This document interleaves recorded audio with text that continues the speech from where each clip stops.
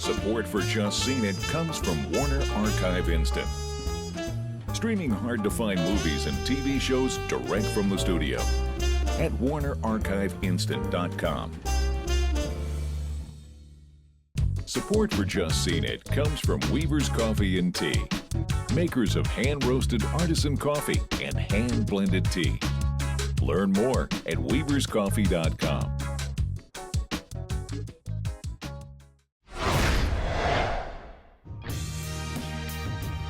Adam, Neil, and Mike meet in a 12-step program for sex addicts. As each tries to navigate their lives as sober individuals, the men form a close bond. But the process of recovery is never easy. And thanks for sharing. Hi, I'm Kevin. I'm Salim. And I'm Liz, and we're here today to explore the world of sex addiction in the new film, Thanks for Sharing. We've all just seen it. Kevin, do you have something to share? I do have something to share. I think it's hard to do movies about 12-step programs without making it seem like an infomercial. And that's kind of what I felt like I was seeing here. It was a little too heavy-handed. It was a little too on the nose for me. And I felt like it was a film created by the founders of 12-step programs.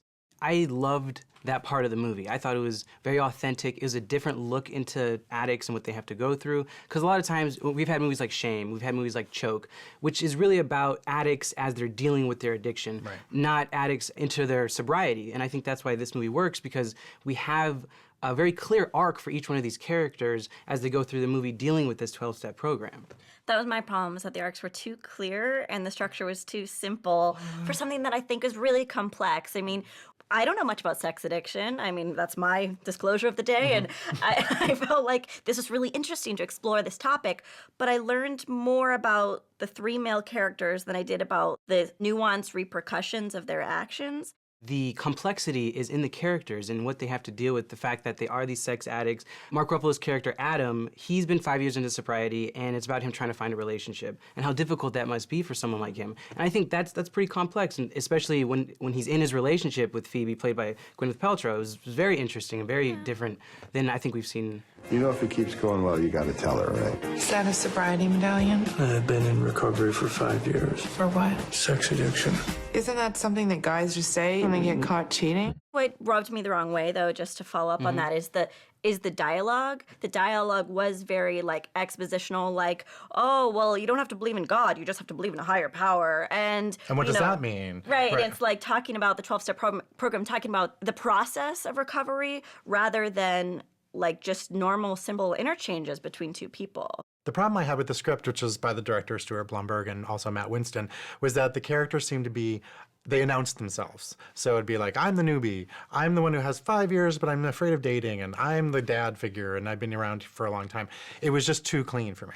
I think of Josh Gad as this superhero who saves mediocre films, because from Jobs to Thanks for Sharing, the film just came together with his story, with his journey. I think Josh Gad just steals the show in most of the movies that he's in. And it's basically because you see him as this tragic guy, and then you see his journey throughout the whole film. He just keeps failing, and it's sad, but then he's also very comedic, and you want him to improve, because he's, at the core of it, a good guy. That might be where the film could have been stronger, is that maybe just used Josh Gad's character and Mark Ruffalo's so that they can play off of each other. You can see the two different, like, he's been sober for 5 years, he's a newbie, and they could have played off each other. Yeah, because the Tim Robbins character, he plays a recovering addict, a father of a recovering addict. Because he's often a group leader in these scenes, the dialogue is very corny and cheesy. Can we talk about who stole the movie for me? Josh Gad. No. We already talked about him. Alecia Moore. Alecia Moore. Otherwise known as Fink. Of course. She's so good in this. She's great. She's natural. Her character was interesting. She didn't feel like this pop star that just happened to be in this movie. Every time she was on screen, especially with Josh Gad, she was fantastic. They immediately give her this taut monologue about her sex addiction. I cried. And then automatically like, okay, I see why you're in this movie. Go proceed. Yeah.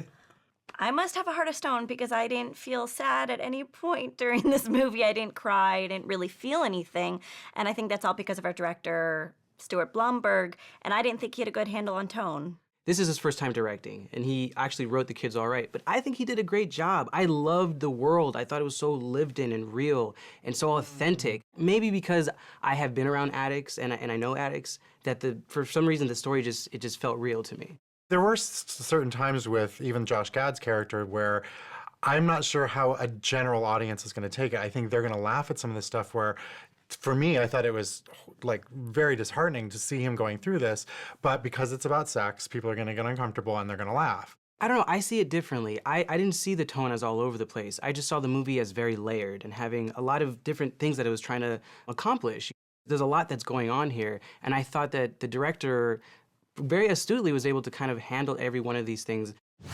This is an audience-friendly version of a very taboo subject. It's a little hit or miss for me, so I'm going to say stream it.